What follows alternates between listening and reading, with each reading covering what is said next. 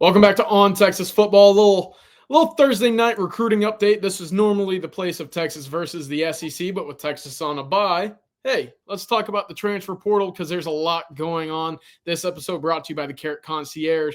Gerry, I know before we dive into everything, just a little preview, right? Because there are two players on campus right now for Texas out of the transfer portal. Also, a couple guys that are starting to, maybe hear a little bit or want to hear a little bit from Texas when it comes to the portal as well. We'll also go over some positions of need, as of course, as we start to hear and see some more of these updated projections, I would say, in terms of portal updates. But before we get into everything, Gerry, a quick word about Carrot Concierge, our sponsor for this Thursday night recruiting update. Absolutely. Are you looking for the right gift for the woman in your life? Oh, you need to be. Make sure you check out thecarrotconcierge.com. Jody Reynolds is a personal jeweler. She is the Carrot Concierge. With an office right there in Westlake, Jody focuses on helping men purchase the special gift for the woman in your life. You can use the QR code on the screen to see even more, or visit her on Instagram or her website, thecarrotconcierge.com as well. Jody prides herself in providing personal service. She takes extra steps to make sure your lady gets exactly what she wants.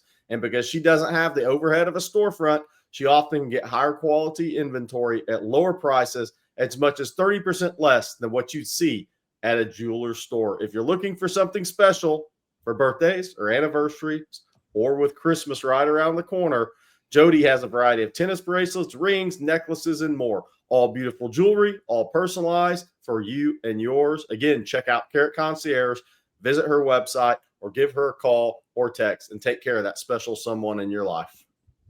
Perfect. Thank you, Gerry. And thank you to the Carrot Concierge for sponsoring this Thursday night recruiting update. All right. We mentioned it on the offset. There's two players on campus out of the transfer portal today. The first is Purdue tight end Max Clare, who made it in early this morning around noon or so. And the other is Utah punter Jack Bomeister. So Texas is clearly looking for a specialist out of the portal, but Gerry, will start with the tight end Max Clare out of Purdue, multi-year starter, multi-year contributor up there. What do you know about him? Yeah, look, he came out of St. Xavier in Ohio, Cincinnati area, one of the top schools in the Midwest for high school football. He originally was committed to Duke to David Cutcliffe. Then Cutcliffe retired. Mike Elko was hired. He decided not to sign with Duke. Instead, he signed with Purdue. Had a redshirt year. He's in the class of 2022. Had a redshirt year up at Purdue. Then in the last 2 years, he's caught 73 passes for 881 yards, with 51 for 685 and 4 touchdowns, being the 2024 season, which he was third team All Big Ten. He would be a tremendous replacement for Garrett for a Gunnar Helm as Helm heads off to the NFL.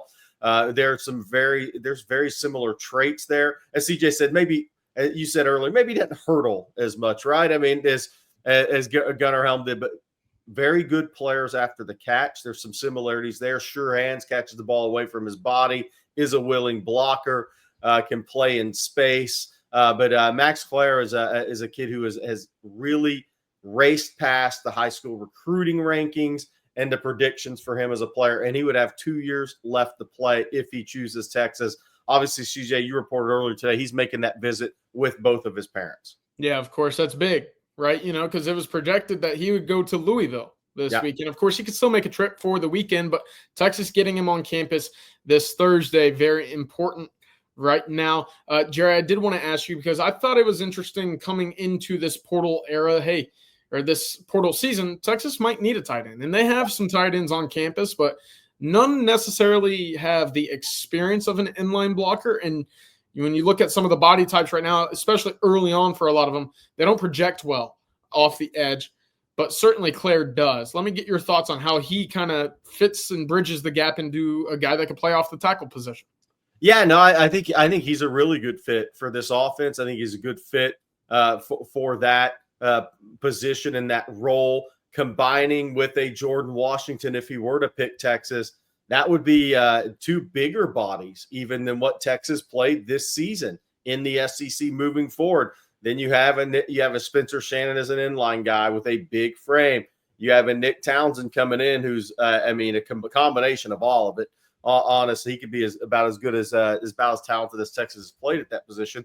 Then Amari Winston coming as a freshman, who may be more in that Juan Davis size and mold and role long term there.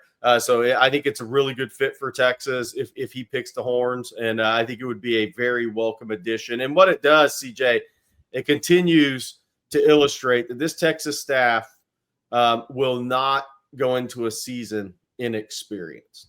And I think that's key for the fan base, because if you're a blue blood in the day and age of the portal, there's no reason for you to get up in front of the podium and say, hey, look, we're going to be an experienced team this year. It doesn't work that way anymore. So, again, this is Steve Sarkisian, Jeff Banks, the Texas staff, illustrating that they are looking for the experienced adult in the room that has the playing strength to translate to the SEC.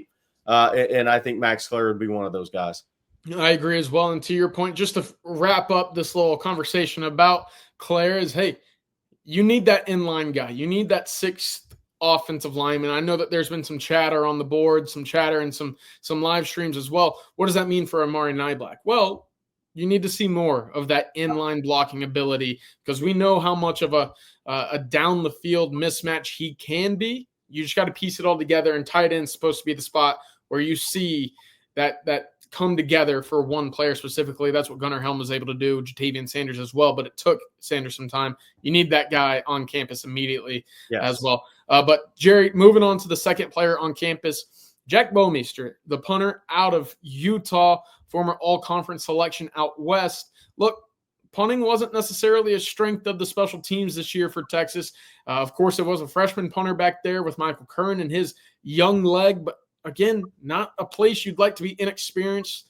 And punting makes a big difference, right? You know, we've talked about it, only 7 punts inside the 20 this year for Michael Curran. You look at Jack Bomeister and what he's been able to do so far in his career. Is there anything that stands out to you about a potential addition to Jeff Banks and the offense or the special teams over here in Austin? It sounds weird to say punting, but ball control, right? He can drop the ball inside the 20. He can drop the ball inside the 10. He can directionally punt while also still having a big leg and really good hang time. And look, let's just put this, just lay this out there. He is a 2-time all-conference pick. First team all Pac-12 2 years ago by the AP and the coaches. Then second team all Big 12 this year after Utah made the conference move by the coaches. If Texas were to win out, that's a 2-time all-conference pick. There aren't many of those guys. There's some really good players in the portal. I don't care what position they play.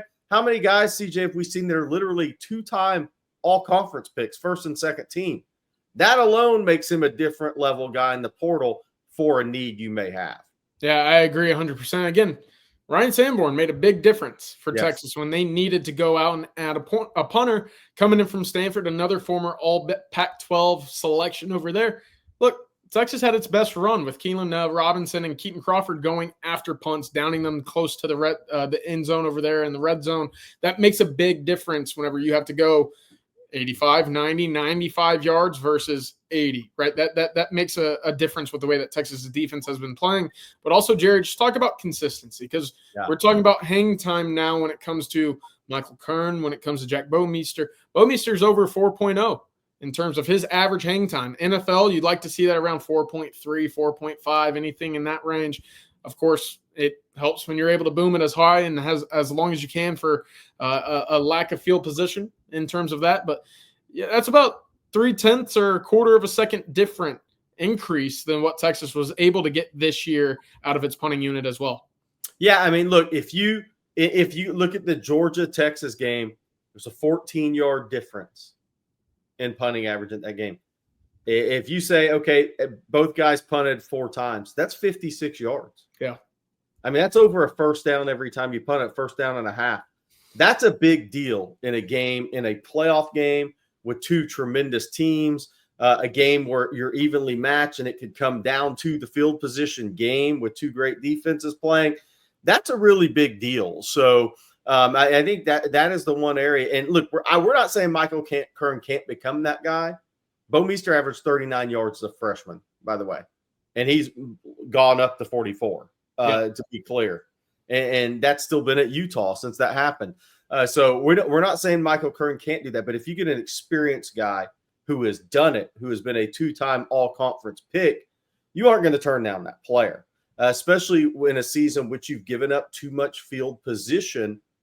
Again, 14 yards a punt difference in Texas-Georgia game. That's first down and a half. That's a lot of difference in field position over a game for an offense.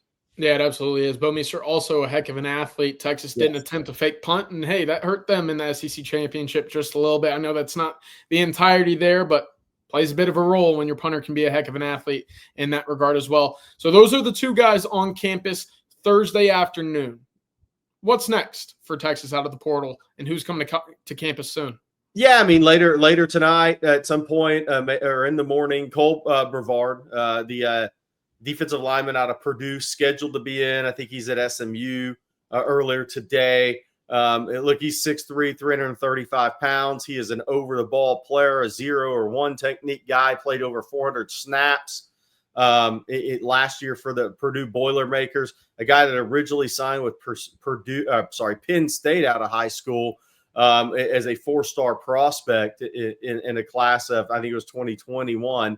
But he's a talented over-the-ball player that's eaten up a lot of snaps at the college level. Again, we'd heard his name when he jumped in the portal. That was going to be a person of interest for Texas, and now he's scheduled to be in.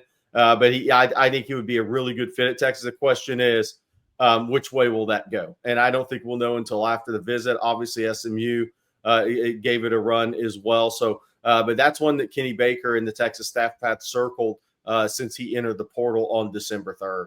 Of course, that's one defensive lineman, Gerry, and we've talked about it since the portal came about. That's probably going to need 3 at the very least, probably 4. The number that we're sitting at right now is 4. I'll pull up the transfer portal needs, the projections at each position. You see 3 to 4 there for defensive tackle. Cole Brevard out of Purdue, the first name that we've heard that is a candidate to visit the 40 acres in Austin, Texas. What's the next couple days and weeks look like for Texas in the terms of defensive line and defensive tackle recruiting, Gerry? Yeah, I think it's going to be interesting to see what other names hop in the portal. I think there's 2 or 3 names of interest there, but let's see what happens there and who else might go in the portal here and show up at the end of the week, by either later tonight on a Thursday or Friday or Saturday. I think that's going to be the key. Is I do think there's going to be more options for Texas at defensive line, interior defensive line in the portal pop up than the cycle last year. So we'll see when those guys start becoming available. And the portal closes December 28th. So, again, that's still 16 days from now. Yeah. There's a lot of time left. But let's go through these real quick, CJ, if we could.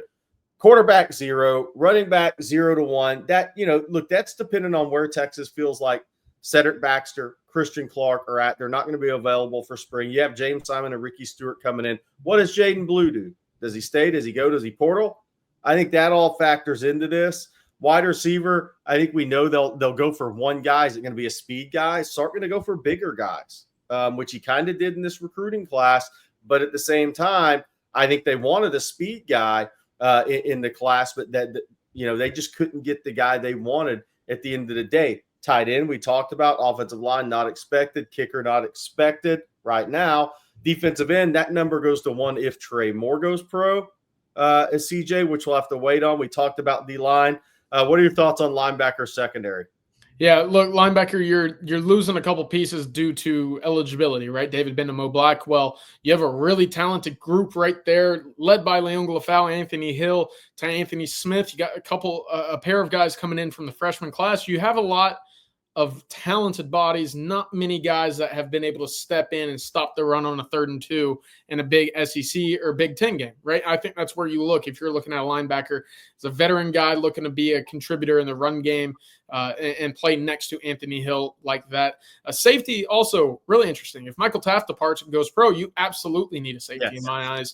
But if he comes back, I think that lessens the load. Obviously, Texas has been tied to Purdue safety David Tiedemann, and then of course the safety out of Arizona. We'll see if either of them end up making it to campus, but worth keeping an eye on moving forward because both are very talented. And obviously Johnson out of Arizona has ties to Coach Nansen on staff at the moment. Cornerback's interesting to me, Gerry. Let me get your thoughts there because look, Texas is going to have a lot of bodies. Second straight class, they've gone back-to-back with three corners in the class.